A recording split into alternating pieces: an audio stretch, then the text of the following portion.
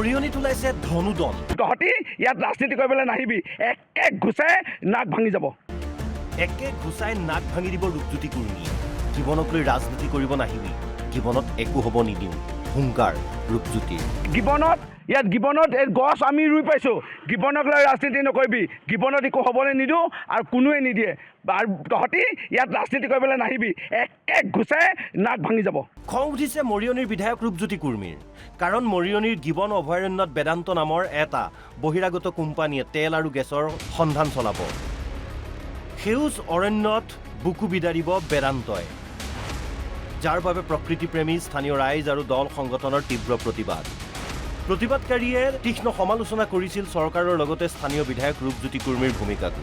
প্ৰতিবাদকাৰীক হুংকাৰ দি বিধায়কজনে ক'লে, মই ব্লেক বেল্ট নহয়, ব্ৰাউন বেল্ট। কোনোবাই মাৰিব আহিলে ঘুচিয়াই নাক মুখ ভাঙি দিম। মই এইটোৱে চকু উঘালাই দিয়াৰ কথা কৈছে। থাকিল কথা ৰূপজ্যোতি কুৰ্মী নোম এটা ছিঙিব নোৱাৰে, আৰু ৰূপজ্যোতি কুৰ্মী ব্লেক বেল্ট নহয় কিন্তু ব্ৰাউন বেল্ট।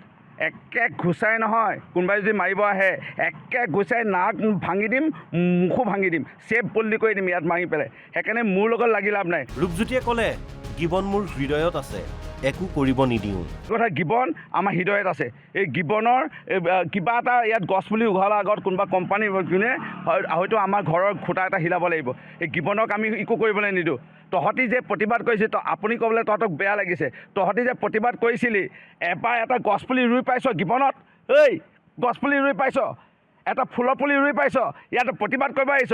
তহঁতৰ যে নেতাসকল আজি ট্ৰেইনিঙত আজি যে ফচিছে, ইয়াৰ পৰা বাচিবৰ কাৰণে এইবোৰ ৰাজনীতি কৰিছ। এটা গছপুলি ৰোৱা নাই, মৰিনী কেইটামান আছে মই দেখিছোঁ, এটাই ফুলৰ পুলি ৰুই পোৱা নাই গিবনত। গিবনত পুখুৰী আছে নাই তহঁতি জান?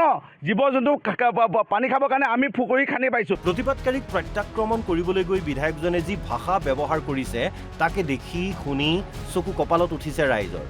বিধায়কৰ ভাষা ইমান নিম্ন ৰুচিৰ হয়নে? গলিৰ গুণ্ডাৰ দৰে মুখৰ ভাষা কিয় ৰূপজ্যোতিৰ? ক্ষমতাই মূৰত ধৰিছে নেকি বিধায়কজনৰ? এইসকলৰ পৰা কি আশা কৰিব পাৰে ৰাইজে? অৱশ্যে তেল আৰু প্ৰকৃতিৰ প্ৰয়োজনীয়তাৰ ওপৰতো দুআষাৰমান ক'লে বহু বিতৰ্কিত বহুবল্কী বিধায়কজনে। আৰু যি বেদান্ত কোম্পানী এতিয়া অনুমতি পাইছে, এয়া ভৱিষ্যতৰ কাৰণে গাড়ী আমাৰ বাঢ়ি আহিছে, বা আমাৰ বিভিন্ন ধৰণৰ ইণ্ডাষ্ট্ৰী বাঢ়ি আছে, তেল আমাৰ প্ৰয়োজন হ'ব। কিন্তু প্ৰকৃতি ধ্বংস কৰি ৰূপজ্যোতি কুৰ্মীয়ে নিদিয়ে, হেমন্ত বিশ্ব শৰ্মাই নিদিয়ে, নৰেন্দ্ৰ মোদীয়ে নিদিয়ে। থাকিল কথা গিবন, এইটো গিবন আমাৰ নিজৰ হৃদয়ত আছে। গিবন আমাৰ নিজৰ হৃদয়ৰ এটা অংগ। এই গিবন আমাৰ শৰীৰৰ অংগ, হৃদয়ৰ অংগ। ইয়াত কোনো ধ্বংস হ'বলৈ কেতিয়াও ৰূপজ্যোতি কুৰ্মী স্থানীয় বিধায়কো আমিতো নিদিওঁ, স্থানীয় কোনো হয়তো সংবাদ মাধ্যমে বা স্থানীয় ৰাইজ কোনো নিদিয়ে। মৰিয়নিৰ পৰা দীপক দত্তৰ ৰিপৰ্ট, NB নিউজ।